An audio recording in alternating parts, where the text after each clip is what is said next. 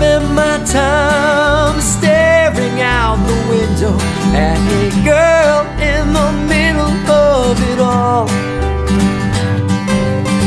I don't know her name, but her face remains the same. I blame myself for not going that way.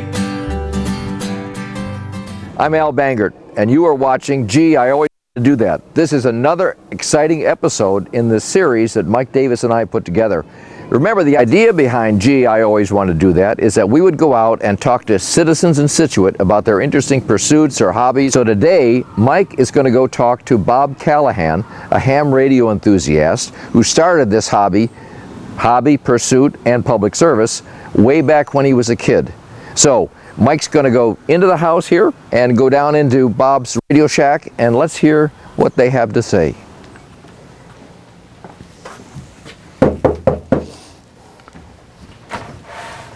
Mike. Hey Bob, how are you? Hi, nice to see you again. Nice to see you again. How you doing? I'm doing well. Great, that's fantastic. This is your shack, huh? This is what is known as the Ham Radio Shack, or Studio A as I call it. And I think that the terminology is probably from the old days aboard ship, probably, I think. Well, it could be, yeah. The radio rooms on the ship, I was a radio operator in the Navy, so they were called the Radio Shacks. There you go. They were. I'm going to come on in, come on I guess. in. So I just want to find out a couple of things. I'm working with Scituate Community Television, as you probably know, and we're going to have a little segment for things for people who might want to get into things. We're going to call it Gee, I Always Wanted to Do That. Oh, yeah. So maybe we can stimulate some of our viewers to get involved in ham radio. Sure. And so, you know, I guess, first of all, how long have you been involved in ham radio? I've been involved in ham radio since I was a teenager back in the early 60s, but I didn't actually get my ham radio license until I got out of the Navy. The Navy taught me, as a radio operator in the Navy, taught me how to do the International Morse Code, which is, back in those days, it was a stumbling block. You don't need to know it anymore for a license these days. But so I got my license probably around 1971. I got what was known as a novice license, only good for a year or two, but it was an entry way to get into ham radio. And then I went into Boston when you used to have to take your test in front of the Federal Communications Commission. Went into Boston to the Customs Tower, took my test, got my higher class license, and then I just progressed up the ladder from there. I now hold the highest class, which is the amateur extra, but it's been a lot of fun even in the lower class licenses. I've enjoyed it, but now with the license I have now, everything is open to me. I can pretty much operate on all the bands that there are. Yeah, for some of our viewers who might not understand, when we talk bands and licensing, it is easier. Oh, it is. But there are some requirements even today. There are. The entry level, I think, is technician today. Right. The test for technician is relatively simple. It's basically learn the rules. Thou shalt not swear on the radio. Thou shalt not, do this. You can only operate on these frequencies, and I think some safety things too. And there's some safety things involved in it. You don't get into the technology or Ohm's law or those kind of things until you get up to the either the general and or the extra class today. Right. And a little bit about, I'm looking at your equipment here. Oh, yeah, I've collected over the years. Yeah. Well, for some people, this would be, the equipment might be daunting. It could be like kind of frightening. You don't need this kind of a ham shack, this kind of a station to enjoy ham radio, trust me. I've been in the hobby so long, I've accumulated these things. This is a Navy transmitter receiver, same as I used shipboard when I was in the Navy. This green stuff is Heathkit. It's equipment from probably the late 50s, early 60s. The modern equipment, and all you really need is something like this, which is a Kenwood radio. This thing will receive and transmit. It'll transmit all the ham bands up to 6 meters. You can receive anything from 100 kilohertz all the way up to 50-something megahertz. I sometimes use this to listen to the aircraft flying over the North Atlantic. Yeah, that'd be interesting. I think for a lot of people, they've heard shortwave, but maybe never participated in communication, and you can't do that without a license. That's right. You need a Make license. that point. As I remember, the licensing fee is about $15 to take the test after you've studied, and then to buy the equipment, let's say just to get on the air as a technician, ballpark for 2 meters and 10 meters, which are the frequencies that you can operate on? 2 meters, 2 meters, you can actually buy a walkie-talkie. They're made in China, and you can actually get a walkie-talkie for about $70 to $100. Right. That will allow you to operate on 2 meters. Right. You know, you get more expensive equipment. You know, like this one here does a number of bands in that area. You know, that was $400 radio, but you can get on for $100. So it's like a lot of other hobbies, photography. You can get a $100 camera, or you can get a $2,000 camera. Yeah, you start with 100, and by the time you're done, you've got several $1,000s worth of cameras. Right.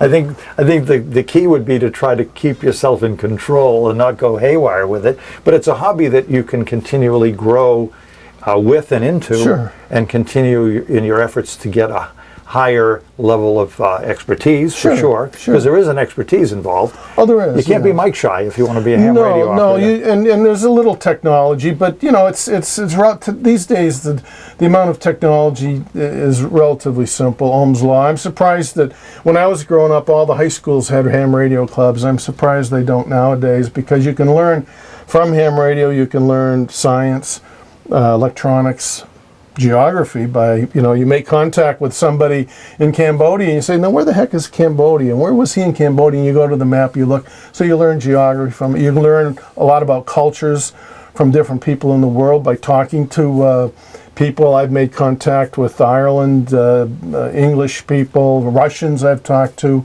Italians, and they all speak English better than I can speak anything else. Right. It's a lot of fun. You learn a lot from this hobby. And if somebody was interested, based on our conversation, what would be the process that they should go through? Where can they, what resources on the internet, for example? Well, of course, there's the American Radio Relay League, ARRL. They're in Connecticut. That's in Connecticut, and that's in Newington, and that's the headquarters for ham radio operators in the United States. And ham radio operators. Go to that website and they'll have all the information on how to get one. Local clubs in the area are a good source. There's the K1USN Radio Club up in Braintree at the Watson Building. They actually give license exams one Saturday of every month there. So that's where you only have to go to Braintree to get your license. There's the Whitman Amateur Radio Club. There's a lot of, and there's local hams like myself. If somebody needs some help or something, you know, most of us, there's like 39 of us in Scituate. And that would be, any one of us, I'm sure, would be glad to help somebody trying to get into the hobby. Absolutely. And it is a hobby, and you know, it also can be part of an extension of your business. I'm sure there are people, famous people over the years that have gotten involved, and I think you have a list. I have a list, and also as an extension of the business, ham radio is the reason why I became an electrical engineer. You know, as a young kid, I started reading books about it, and before you know it, I was interested. I got into it, and then when I got older, I went to started building a lot of equipment. I get back from the Navy, went to Northeastern, graduated from their engineering school, and worked as an electrical engineer as a profession. So it helped me get into it. Yeah, there's a lot of famous hams. You never know who. When you get on the radio and you call CQ, anybody can answer you, anywhere. And you never know who it is that's going to answer you. Could be a kid your own age, it could be an adult, could be a doctor, could be anybody. But here's some of the famous ones that King Carlos of Spain. I should probably put my glasses on to read this. The King of Thailand's a ham radio operator. You may make contact, he may answer you. The Japanese Prime Minister, Kizo Obuchi, could answer you. Queen Nora Jordan, Walter Cronkite, but I believe he's passed away now, as we call SK. Silent Key, Silent right? Key. Joe Walsh of the Eagles is an active ham. Dr. Joseph Taylor is a Nobel laureate. George Pataki, the ex-governor of New York, is a ham. Priscilla Presley, Elvis's wife, is a ham radio operator, and there's a lot more. Yeah, I that think was just Arthur Godfrey was in the old Arthur days. Godfrey and the Senator Barry Goldwater was an awful lot. You never know who you're going to talk to. And you probably even after that might not know because you know him by call sign, I guess. That's you know, right, and your nickname is Q because of Right. your call sign. Yes, So, I've acquired that over the years. But you know, if you're talking to, well, maybe that I was going to say it would probably come out in the conversation, but maybe the Prime Minister of Japan might not want people to know, so he doesn't want to talk politics, Japanese politics. That's probably true. Well, thank you so much. Well, my pleasure. I appreciate all of the information. Hopefully we'll get some new people coming into the hobby, and I appreciate your time today. Oh, no problem at all. Nice to see you again on this beautiful day. Exactly. I just want to impress. It's grown over the years. I know hams that have just one little radio on a desk and have just as much fun as I do. Great. Wow, was that a story? And started when he was a kid, and now he's an amateur radio enthusiast. One thing I wanted to tell you about that we learned after discussing this with him in his Radio Shack was that amateur radio enthusiasts provide a public service to the town of Scituate and to all emergency responders. Well, that's our episode. Thanks again, Mike. We will be seeing you next time. Calling CQ20, CQ20, CQ20. This is Whiskey 1, Quebec Whiskey Tango, W1QWT, calling CQ 20 meters and standing by. What if I came your way on this particular day? Well, I want to know you. Will you let me know you? Let me take this chance to say, let's go, let's go, let's go right now. Well, it don't matter where or how. Things like this that just can't wait. Let's go, let's go, let's go right now. I feel like getting around. Things like this that just can't wait.